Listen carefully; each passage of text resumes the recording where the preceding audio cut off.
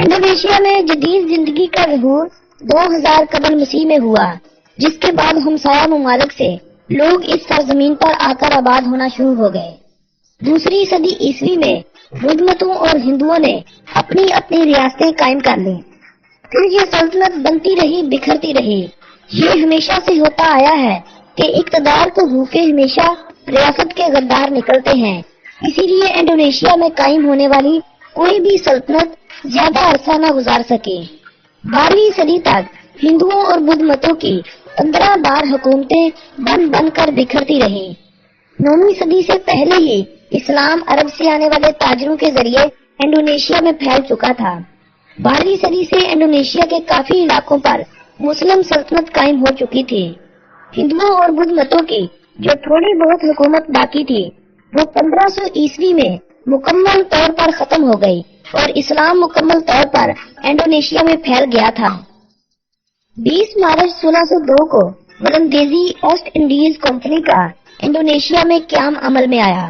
1 جنوری 1800 عیسوی کو اس کمپنی نے اپنے جڑیں مضبوط کرتے ہوئے ولندیزی شرق الہند کے نام سے ایک کالونی قائم کی۔ ولندیزیوں سے پہلے پرتگیزی بھی تھوڑا عرصہ انڈونیشیا پر حکومت کرنے میں کامیاب ہو گئے تھے، مگر ولندیزیوں کے بعد انہیں یہاں سے در بدر ہونا پڑا۔ انڈونیشیا اس زمانے میں یورپیوں کے لیے سب سے قیمتی علاقہ تھا، جہاں سے زراعت اور صنعت کاری جیسے شعبوں کے علاوہ مسالہ جات کی بڑی مقدار یورپ میں منتقل کی جاتی رہی ہے۔ 18ویں صدی کے دوران ہی برطانوی اور نیدرلینڈی بھی انڈونیشیا میں اپنی اپنی آبادیاں قائم کر چکے تھے، اور 18ویں صدی کے دوران ہی برطانیہ انڈونیشیا سے خارج ہو گیا تھا۔ اسلام کی جگہ حکومتی مذہب عیسائیت ہو چکا تھا۔ 9 مارچ 1942 کو جنگ عظیم دوم کے دوران جاپان نے انڈونیشیا کے کچھ حصوں پر قبضہ کر لیا اور اپنی جڑیں مضبوط کرتے ہوئے جاپانیوں نے 17 اگست 1945 کو نیدرلینڈ کو انڈونیشیا سے نکلنے پر مجبور کر دیا ہے۔ اسی سال امریکہ نے ایٹمی حملے کرتے ہوئے جاپان کی طاقت کو کم کر دیا، جس کے بعد جاپان کو بھی انڈونیشیا سے نکلنا پڑا۔ 27 دسمبر 1949 کو جمہوریہ ریاست ہائے متحدہ انڈونیشیا کا قیام عمل میں آیا۔ انڈونیشیا 1945 میں ہی آزادی تو حاصل کر چکا تھا، مگر 1949 میں قائم ہونے والی اس ریاست نے انڈونیشیا کو مکمل آزادی سے محروم کر دیا۔ عوام کے اندر خودداری پہلے ہی جنم لے چکی تھی۔ ایسے حالات میں یہ متحدہ ریاست زیادہ دیر تک قائم نہ رہ سکی اور 17 اگست 1950 کو حقیقی معنوں میں انڈونیشیا کو آزادی نصیب ہوئی۔ دوستو، انڈونیشیا اپنی آزادی کے ساتھ ہی ایک اسلامی ملک کی حیثیت سے دنیا بھر میں جانا جاتا ہے۔ انڈونیشیا اپنی آبادی کے اعتبار سے تمام مسلم ممالک میں سب سے پہلے نمبر پر آنے والا ملک ہے۔ انڈونیشیا 17,508 چھوٹے بڑے جزیروں پر پھیلا ہوا ایک بے حد سرسبز اور خوبصورت ملک ہے، جو بے شمار وجوہات کی بنا پر پوری دنیا میں اپنا ایک الگ مقام رکھتا ہے۔ 19,10,931 مربع کلومیٹر رقبے پر پھیلا ہوا یہ ملک اپنے رقبے کے اعتبار سے دنیا بھر میں 14ویں نمبر پر شمار ہوتا ہے۔ آبادی کے لحاظ سے انڈونیشیا اسلامی دنیا میں پہلے نمبر پر، جبکہ پوری دنیا میں یہ چوتھے نمبر پر شمار ہوتا ہے۔ انڈونیشیا کی کل آبادی 2017 کے اندازوں کے مطابق 26 کروڑ 19 لاکھ افراد کے قریب ہے۔ انڈونیشیا کی کل آبادی میں 87.2% مسلمان، 9.9% مسیحی لوگ، 1.7% ہندو لوگ، 0.7% بدھ مت، جبکہ باقی چھوٹی سی تعداد دیگر مذاہب کے ماننے والوں کی ہے۔ دوستو، انڈونیشیا کے بارے میں اگر دلچسپ حقائق کی بات کی جائے تو جکارتا انڈونیشیا کا دارالحکومت ہے۔ یہ ملکی دارالحکومت ہونے کے علاوہ عظیم ترین اور تاریخی شہر بھی ہے۔ ایک زمانے میں یہ ہندوؤں کی سلطنت سنڈا کی اہم بندرگاہ تھی اور بہت اہمیت والا شہر تھا، جسے ایک مسلمان فتح اللہ کی قیادت میں مسلمانوں نے 15ویں صدی میں فتح کیا تھا اور اس شہر کا نام سنڈا کلاپا سے تبدیل کر کے جکارتا رکھا گیا تھا، جس کے معنی مکمل فتح کے ہیں۔ یہ شہر دنیا کے بڑے بڑے شہروں میں شمار ہوتا ہے اور گنجان آبادی والے شہروں میں اس کا شمار 9ویں نمبر پر ہوتا ہے۔ انڈونیشیا کی کرنسی کو انڈونیشین روپیہ کہا جاتا ہے، جو پاکستانی 1 روپے کے بدلے میں 128.81 آ جائیں گے۔ یعنی انڈونیشیا میں جا کر پاکستانی روپے کی قدر ایسے ہو جائے گی جیسے پاؤنڈ کی پاکستان میں ہے۔ آپ کا 1000 وہاں جا کر 1,28,810 روپے ہو جائیں گے۔ انڈونیشیا وقت کے لحاظ سے پاکستان سے 2 گھنٹے آگے ہے۔ انڈونیشیا پاکستان سے 5,843 کلومیٹر کی دوری پر واقع ہے۔ انڈونیشیا کا کالنگ کوڈ +62 ہے۔ انڈونیشیا کا ڈومین نیم .id ہے۔ بھاشا یا بھاشا انڈونیشیا کی قومی اور سرکاری زبان ہے، جبکہ انگریزی جدید اور دوسری زبان کے طور پر بھی استعمال کی جاتی ہے۔ انڈونیشیا میں بولی جانے والی کل زبانوں کی تعداد 742 کے لگ بھگ ہے، جن میں سے سندا، جوائنز، ساسک، مالے اور منہاسا زیادہ اہم اور نمایاں زبانیں ہیں۔ انڈونیشیا میں دیگر غیر ملکیوں میں سب سے زیادہ تعداد پاکستانی، انڈین اور بنگلہ دیشیوں کی ہے، جو اپنے ملکی زبانوں کا بھی استعمال کرتے ہیں۔ جوانز، مادوریز، بھٹک اور سندیز لوگ یہاں بسنے والی آبادی کے بڑے اہم گروہ ہیں، جبکہ دیگر کئی ایک قبیلے بھی آباد ہیں۔ دنیا کا سب سے بڑا پھول رافلیسیا بھی انڈونیشیا میں پایا جاتا ہے، جس کا وزن 7 کلو گرام کے قریب ہے۔ انڈونیشیا میں ملنے والی کوموڈو ڈریگن دنیا کی سب سے بڑی چھپکلی ہے، جس کا سائز 3 میٹر ہے۔